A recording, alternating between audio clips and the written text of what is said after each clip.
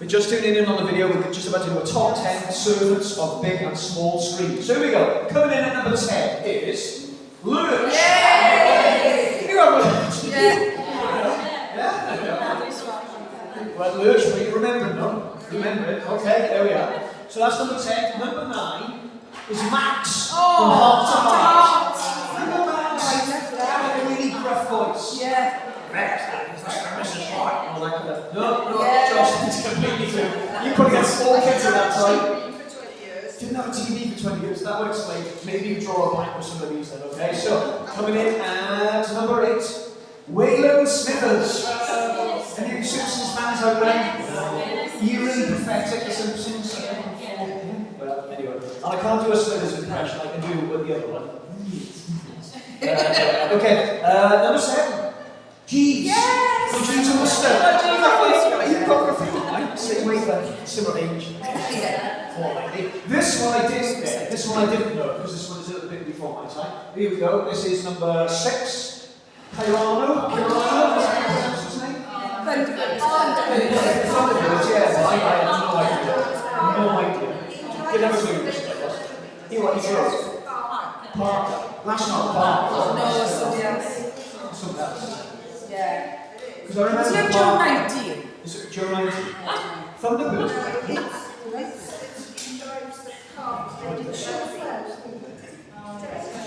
Okay, right then, here we go. Coming into top 5 now. Top 5 is Kato from the Green Hornets. Oh, that one's a bit of a controversial. People muted about that. I'm not impressed. Let's move on quickly then. Here we go. The next one then, from my childhood, Igor from Duckula. Can Duckula?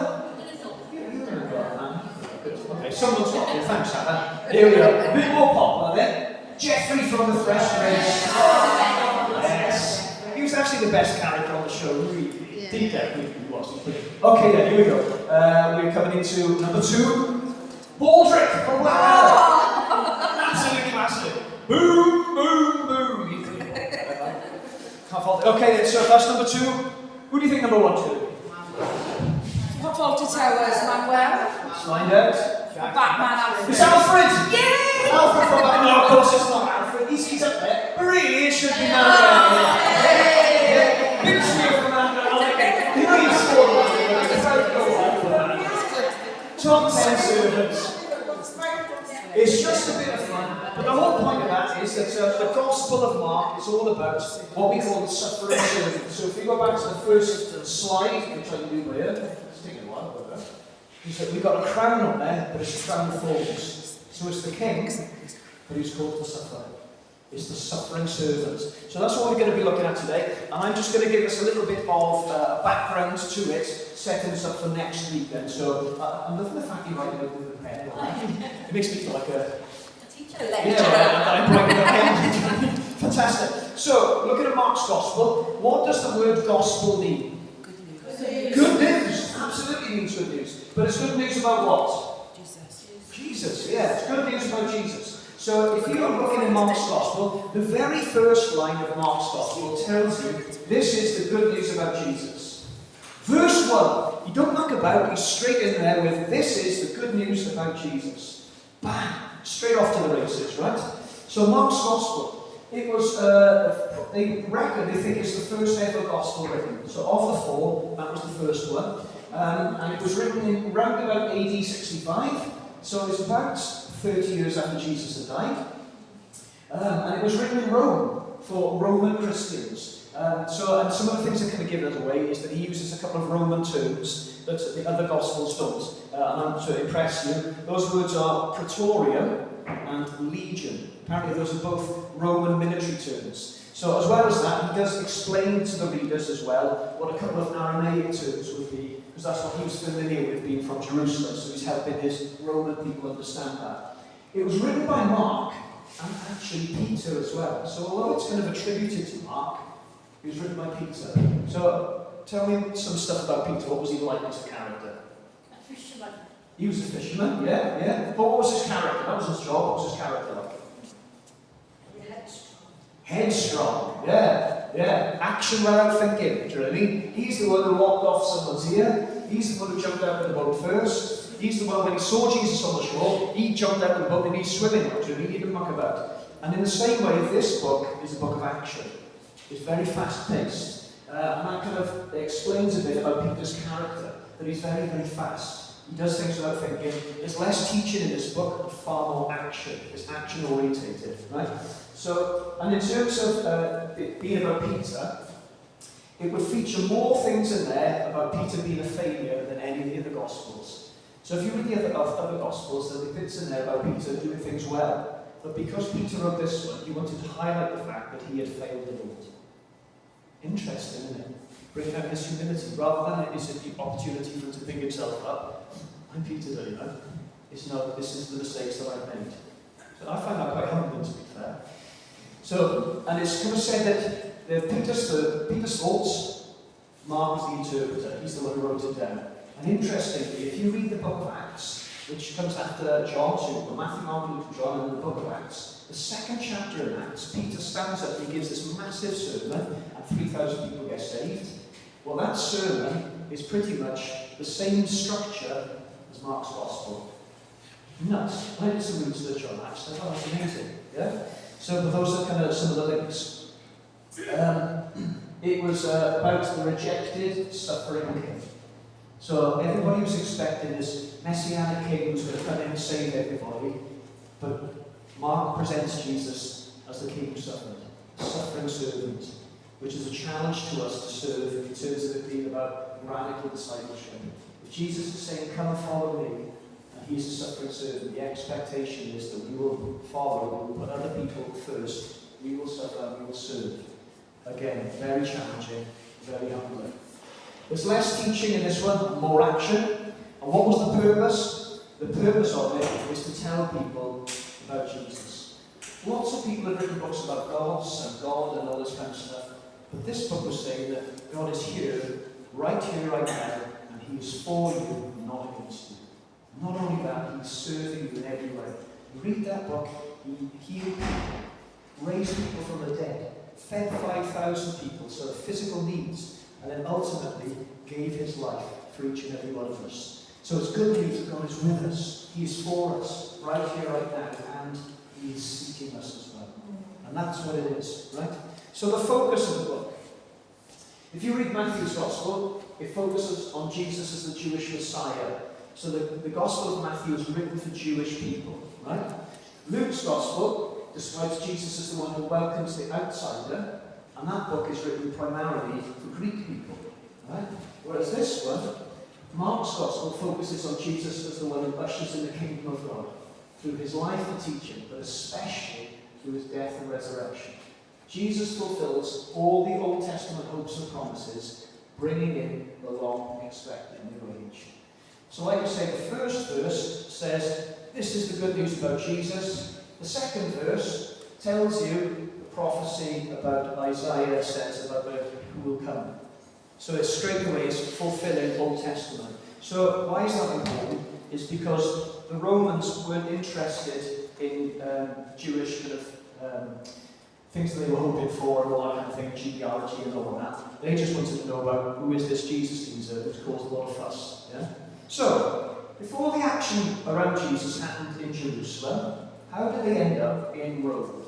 This is our little map here. So, you see, anybody can see Jerusalem from there? Because it's a big screen, right? But small unit. You are? Has it got like a red point? Is it that button at the... Which one? That one? No, it's not that one. Is it the wrong one than the red? Oh, look at that! I've got a pointy thing. God, I'm proper swap now. Ah, so using my pointy thing, but no, it didn't work. Oh, It was working. It works off the screen. That works off the screen. Alright, so if I hold it down by here, and you go up a bit. Oh, I can see it. Yeah, can you see it there? So just up a bit, you got Next. Israel and Left of a Jerusalem, map. so and then you got Rome, which is all the way over there, Italy. Yeah? I can see a few of you like that. I thought it was brilliant telling, like, isn't it? Brilliant. When it was in here, I thought, that should be massive, that is, but when it's up on the wall, absolutely lovely. The letters are small. Maybe I'll zoom in a bit, or maybe I'll take a bigger map next time. was helpful.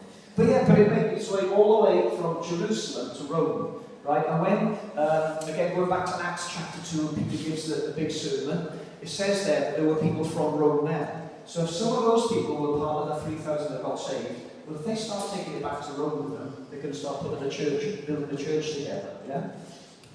And it's kind of like this. If you work in a newspaper print, you know, they used to, I don't know whether they still do, because everything's online now, but they used to have vans there ready. As soon as the papers were printed, they'd stick the papers in the vans and then they'd shoot off them. And that's exactly what happened here, is there was good news, persecution came to the church in Jerusalem, and everybody left it in all the different directions. So all the action was happening in Jerusalem, they took it off elsewhere. So again, from the book of Acts, chapter 8, verse 4, those who had been scattered preached the word wherever they went.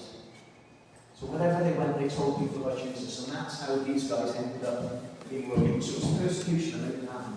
But wherever we are, and you guys are on different mission fields and leagues, we're not all in the same places and all that, you tell people about Jesus. It's fantastic. Alright, so who was Mark? So Mark, his full name was John Mark. Great name. So, yeah, that's it, John Mark. And his mum had a big house, because you read in Acts 12, verse 12, that lots of people gathered there to pray. So if she had a big house, it kind of assumed then that she was quite wealthy to have a larger house, right?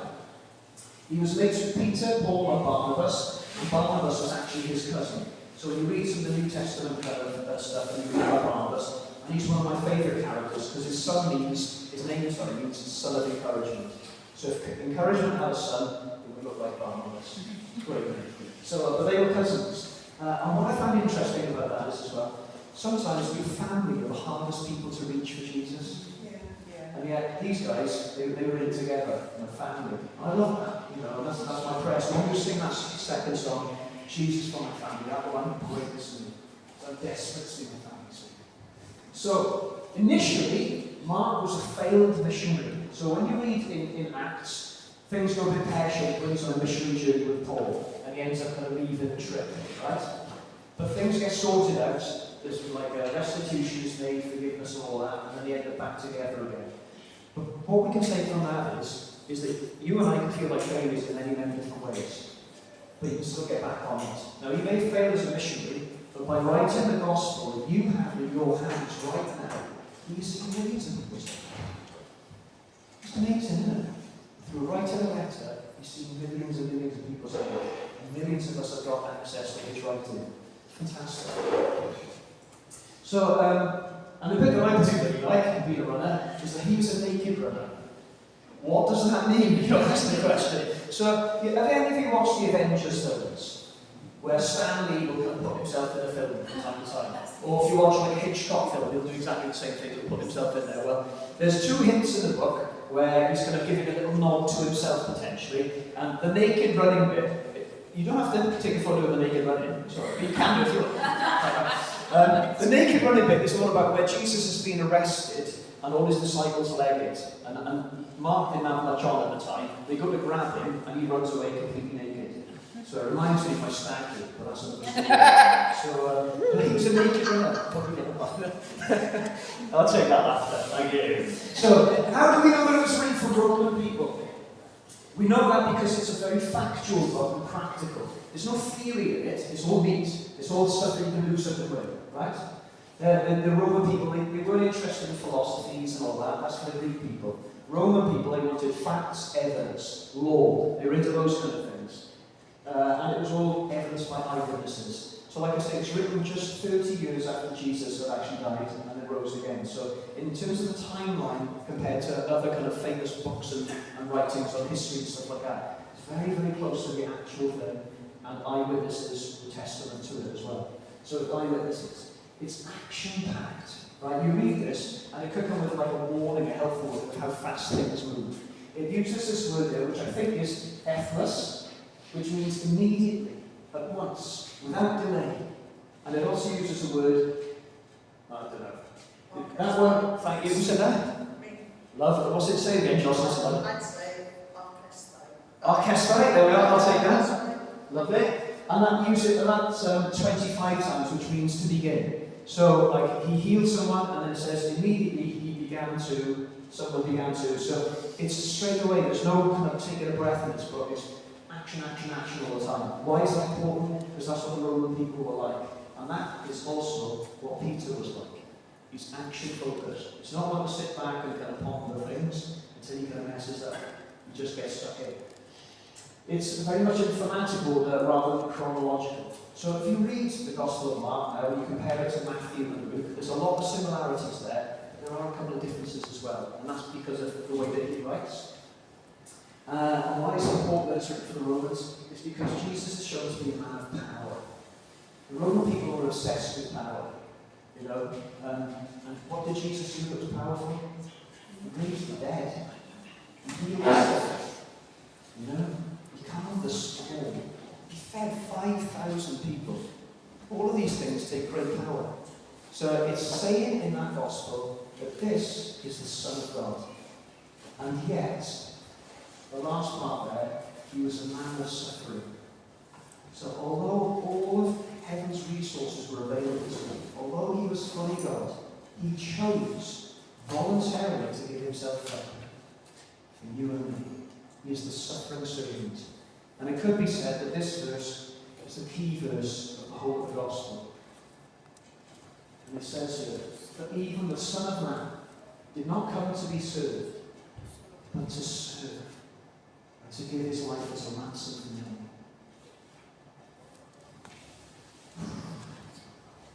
Yes? So if you imagine you're a Roman person, and you know, I've actually been to Rome. I went to Rome with the school when I was about 15, 16. I went to the Colosseum. But when you go in there, it's quite, it's hard to put into words really what you know people went through when they went there. I know when the people went through that to get us this information. Yeah, hungry. But they laid themselves down. Why? Because Jesus did. Jesus role modeled it to the Roman people. Because Mark was writing this gospel to people who were being persecuted. Stay strong. And it's spread. You've now got it in your hands. I got it on the screen. It's amazing. Absolutely amazing. But we're called to be like Jesus, to follow him. That means we are called to serve other people. Put other people before ourselves. And that is so countercultural in today's society, where everything is sort yourself out first. You know? It's kind of like when you're on a plane and they say, when the mask drops, sort yourself out first and then sort others out. I can understand on the plane, but in terms of society, we're called to be different and to serve others first. And that's why Jesus had so many people follow him. It's because he was meeting their needs. He was feeding 5,000 people. Yeah? He was touching people and people were getting healed. He was actually meeting their physical needs. And as a church, we will see people saved if we serve them. If we love them and we put people before ourselves. And that's one of the reasons why we wanted to create this CAF. Is that people will have somewhere to come and we can serve them, or we can be alongside them, or we can chat and meet their needs where they can be hopefully warm and have a nice brew and all that, like, you know. So, Mark's Gospel. That's just a little bit of an overview. Any questions on that? Yeah. So next week we'll get into it fully. But why read the Bible? We read the Bible because it gives us peace. There's bonkers things going on in this world that are quite scary. Sometimes it's a nice thing to just turn off the news because it's bad news. And instead read the good news on, you know. So when you read the Word, great peace have those who love your law. Nothing can make them stumble. So meditate on those things. Great peace have those who love your law. Nothing can make them stumble. No matter what we go through, you can stay firm, stand firm, because we live and worship God who has a kingdom that is unshakable. And then it says here as well, in Colossians, let the message about Christ, in all its richness, fill your lives. So the more you read it, the more it fills you, in every part of it. I love this prayer of John the Baptist where he would say, God, less of me, more of you. Less of me, more of you. God, I want less of me. I want less of my attitudes and my selfishness and my pride and arrogance. I want more of you. But then I read this book and they said, no, we shouldn't pray that. We should just pray, God, more of you and more of me. Because he doesn't want you to disappear and not be yourself. He just wants you to surrender yourself to him so that more of him can fill you up, you know. So when you read the Word, letting the truth of Christ dwell in you. What does it mean to dwell? It means to take its time, to rest, to spend time, to linger, to have. It's important to read the word as well, because it stirs faith. It says that faith comes by hearing and by the word of God. So when you get the word inside you, it stirs faith. For whatever it is that you're looking for in life, it will stir your faith and give you encouragement. And it also can help us to change the way that we think. When we read the word, we find out what God thinks, what He wants for us. It says there, don't copy the behaviour and the customs of this world, but let God transform you into a new person by changing the way you think. Then you will learn to know God's pleasing will for you, which is good and pleasing and perfect. And that's how we know we're getting into the Word. That's why we try and make sure that everybody who comes here gets a Bible in their hands, because we believe in the power of it. It's not like just a magic book, but it is the Word of God, and it can transform you. And every time you read it, you might have read something several times, but one time it'll just stand out to you something different, you know? It's an amazing thing. So, some top tips for reading your Bible. If you've never had these before. Number one, get a translation that you understand. So, for me, when I first found faith, it was an NIV Bible which I was using, which is this one here, which is a New International Version. Fab Bible, but this is my second one of these. I'm proud to say that my first one fell apart. So, because they reckon the phrase was, clean Bible, dirty Christian, dirty Bible, clean Christian. When I hear that, chuck it on the floor, I can't dirty. But this one's particularly good, because it's a life application study Bible. So it's got lots of what I call cheats at the bottom. So if there's things that you don't understand, they got them straight away there. You know, it's really helpful. So that one's a good one. And then I also got this one then, which is the Message. So it's not like a word-for-word accurate translation, but it gets kind of the gist of it and makes it really plain and easy to understand. Okay? So I would say get a translation you understand, something that makes sense to you, because there's other translations out there you think, I need a dictionary just to understand this, and it shouldn't be that hard, you know? There's some bits of the Bible which shouldn't be hard, absolutely, but try and make it as easy as you can to read and understand it. And if you're kind of studying something in particular, you can get some books that can help as well. So, like when we're looking at Mark now, I've got a couple of kind of study books as well to help you understand it, and it's really helpful. And what I would say about translations is, the English language is very narrow. So, like when we had, Jocelyn translated this for us. But in our English, we've got immediately and once without delay, but you wouldn't put all three of those down there in a phrase, but it means all three of those things, you know, unless you've got the Amplified Bible, which kind of really does expand things, like, you know. We tend to be quite narrow in our translation of things. So I'd encourage people to use different translations just because it gives you a fuller understanding then of what the phrase might actually mean, which is fab. Right then. Find a time when you're not distracted and be intentional about it. So for some people, first thing in the morning is really good. It's like it's before people get up, that kind of stuff. Other people, it's last thing at night. It might be in the lunch hour. But choose a time when it's going to be good for you, when you're not going to be distracted. Easier said than done when you've got little ones, or, you know, all that. But what I would say as well is, if you can, maybe leave your mobile phones and stuff like that in another room. Because often you find you sit down to read the Bible, and you just, the temptation is to pick something up and have a read. I mean, if you're going to, use it to kind of Google something, that's fine, you know. I read, anything. Like I was in Matthew 9 the other day, there's something I didn't understand, so I kind of typed into Google Matthew 9 commentary, and it kind of helped me understand it all, you know, so that could be helpful. Pray beforehand and ask God to speak to you. So it is a living word, a living book. And like I say, sometimes you can read something lots of times, and one time will specifically stand out, but do pray and ask God, speak to me.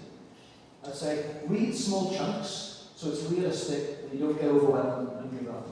But sometimes you can think, right, this year, I'm reading the whole thing in a year, which is a fab thing to do, and I really recommend it. But sometimes you think, by the 5th of January, you're a couple of days behind, and then you're like, I'll save it till next year. Do you know what I mean?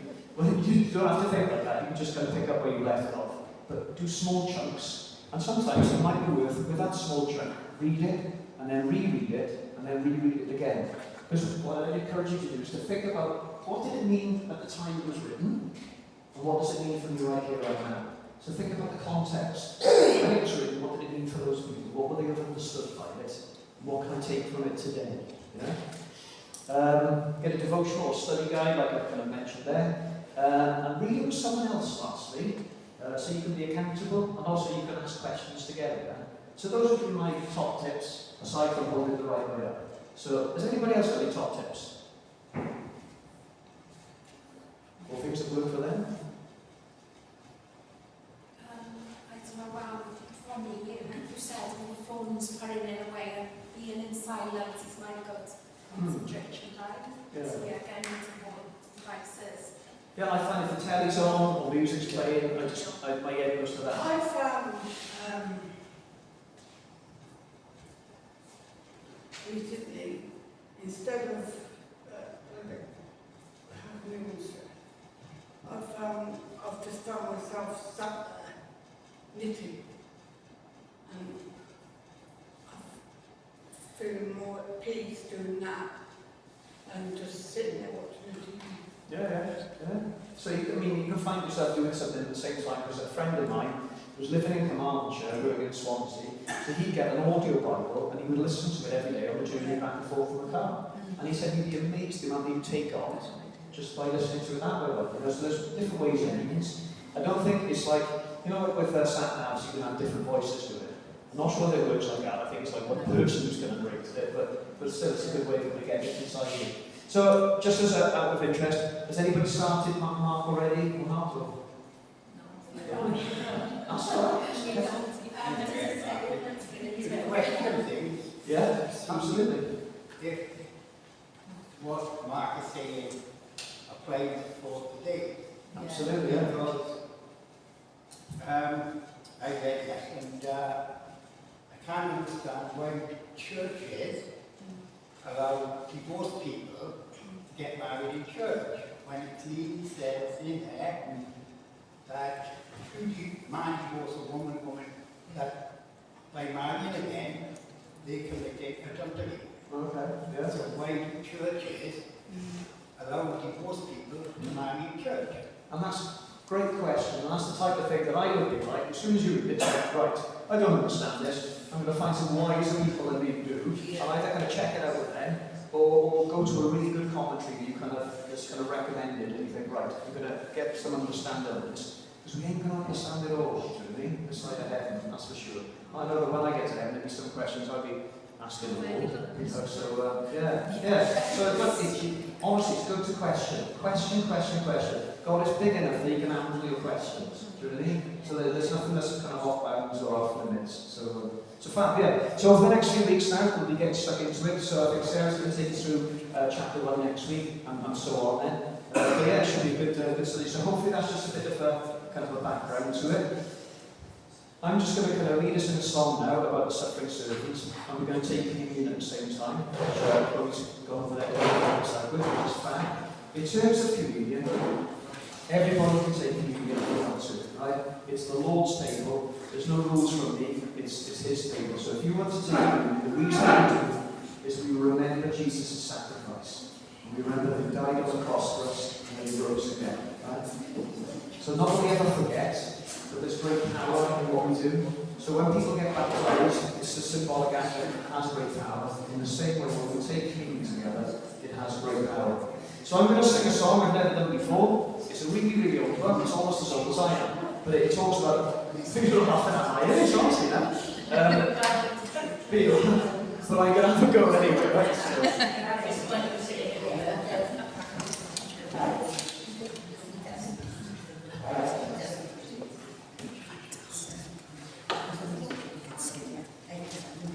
I knocked it off.